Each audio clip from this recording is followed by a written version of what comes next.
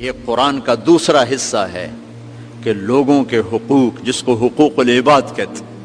ایک حقوق اللہ تھوڑے سے، نماز، روزہ، حج، زکوٰۃ، حقوق اللہ ختم ہو گئے۔ حقوق العباد بارش کے قطر، ماں کے لیے الگ ہے، باپ کے لیے الگ ہے، بیوی کے لیے الگ ہے، بچوں کے لیے الگ ہے، بھائی کے لیے الگ ہے، بہنوں کے لیے الگ ہے۔ پھر ہمارے معاشرے میں جوائنٹ فیملی سسٹم بہت بڑی نعمت ہے اگر شریعت کا پتہ ہو، اور بہت بڑا عذاب ہے اگر شریعت کا پتہ نہ ہو۔ اور میرا درد یہ ہے کہ میرے معاشرے کو گھر کی زندگی کا دین نہیں آتا، گھر کی زندگی کا دین نہیں آتا۔ انتہائی امبیلنس معاشرہ ہے۔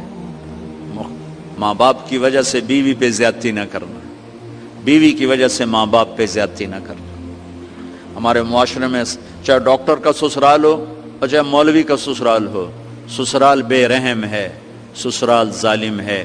لاکھوں میں کوئی ایک گھر ایسا ملتا ہے جہاں محبت دیکھنے کو ملتی ہے، ورنہ سسرال کا جبر ہے شدید قسم کا۔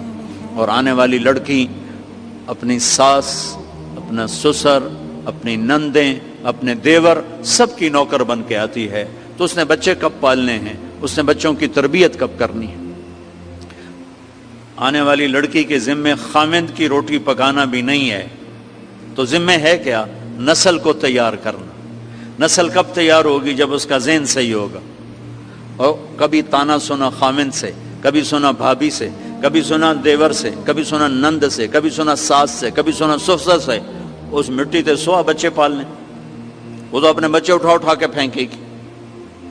اور کتنا حکمت کا بول ہے میرے نبی کا کہ 7 سال تک بس بچے کو پیار دو، نماز بھی نہ کہو، نماز بھی مت کہو۔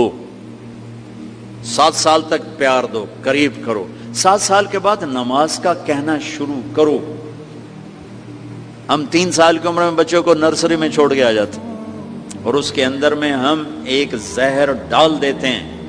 3 سال کا بچہ کبھی اسکول جانے کے لیے تیار نہیں ہے، اور میں قربان جاؤں اپنے نبی پر، 7 سال تک بس سینے سے لگا کے رکھو، ماں اور بچہ اور باپ بس۔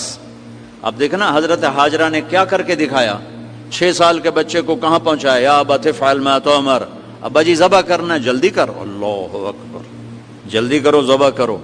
فرق 7 برس تک نماز بھی نہ کہو، 10 سال کا ہو جائے پھر نماز کا کہو، پھر نماز 7 سال کی عمر میں نماز کا کہنا شروع کرو، 10 برس کی عمر میں سختی شروع کرو۔ تو کیا کرو، صفات منتقل ہوتی ہیں۔ جب بچہ ماں کی گود میں ہوتا ہے، ماں متوجہ ہوتی ہے، تو صفات منتقل ہوتی ہیں۔ اور جب اس کا ذہن ٹینس ہو، اس نے یہ کہا، اس نے وہ کہا، اس کو روٹی دینی ہے، اس کے کپڑے دھونے، اس کے کپڑے استری کرنے ہیں، تو وہ بچے کو ٹائم کب دے گی؟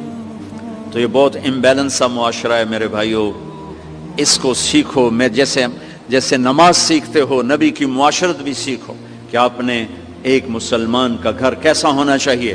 آنے والی لڑکی کا حق ہے اسے الگ گھر لے کر دو، اگر اتنے پیسے نہیں اسے الگ سیٹ اپ بنا کے دو، اس کا باتھ روم ہو، اس کا کچن ہو، اس کا کمرہ ہو۔